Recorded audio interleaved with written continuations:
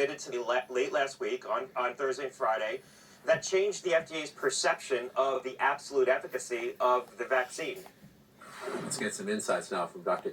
Edith Bracho-Sanchez. She's a pediatrician at Columbia University's Irving Medical Center. Doctor, grateful for your time today. I'm just putting up for our viewers to see what happened here. They're waiting for 3-dose data now. They want 3-dose data from the clinical study to be available in early April. Obviously, the Omicron surge has contributed to these efficacy worries. There are about 18 million children, ages 6 months through 4 years old, whose parents, many of whom were hoping for a vaccine. What happened here, and what are your big questions at this moment?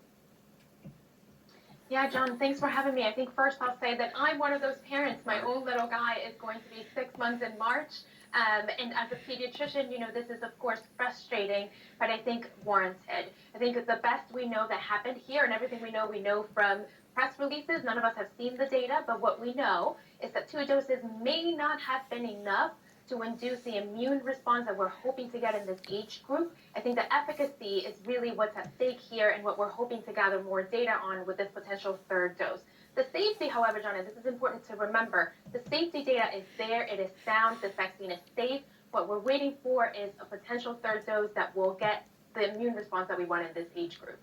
And so let me dwell on that point a little bit, in the sense that people will say, you know, the skeptics out there, especially the anti-vaxxers who spread misinformation all the time, will say, aha.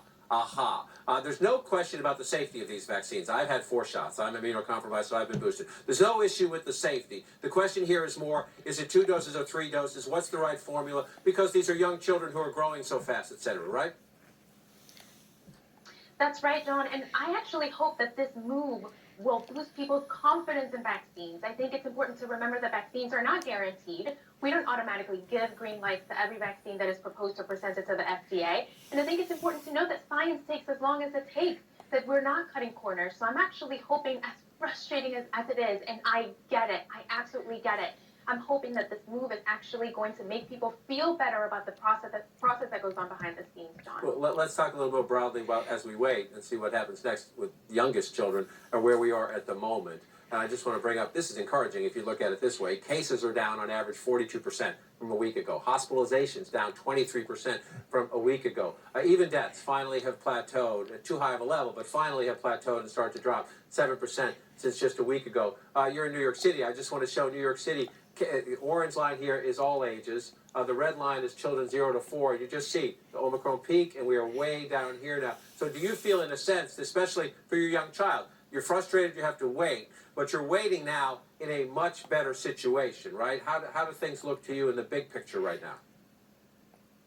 I think in the big picture, this is very hopeful data. I think this is good news. We'll take the good news where we can get them. I personally have been keeping my child home from daycare, hoping that Omicron numbers will go down. It is impossible. Sometimes I feel like I'm going to lose my mind, John. It is really, really hard. My concern is, though, that as we look at this and we say, look, the numbers are coming down, we're starting to sort of feel like this is the new normal. And I worry, John, that this is just going to be the price of doing business in America, that we're going to come to terms and get used to over 2,000 people dying in our country every day from this illness.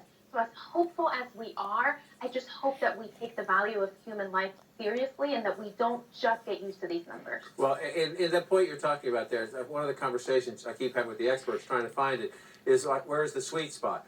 This is vaccinations, right? Fully vaccinated in the United States. Ages 18 and over, around 75%. If you look at the gold line, 12 to 17, about 57%. Younger children, those who are available, 5 to 11, who can get a vaccine, about 24%. So you still have this population here. Yes, cases are coming down. Where are we in the context? The D.C. mayor, for example, just today says she's going to stop requiring businesses to check for vaccine cards, and the mask mandate will expire at the end of the month. Good? Too soon? Way too soon, John. Way too soon. For people like me who have young children at home, for kids who need to go to school, it is way, way, way too soon. And I get it. We have to give people hope. I get it. The politicians are making these decisions and that they're trying to give people a sense of normalcy, to feel a little bit better so they get reelected and whatever else agenda they have going on. But it is way too soon. We have to ground this on data, John, and we're just not there yet. Dr. Bracho-Sanchez, grateful for your time today. We'll continue this conversation as we walk through. I think the next several weeks are going to be fascinating to test all of these theories. Appreciate it very much.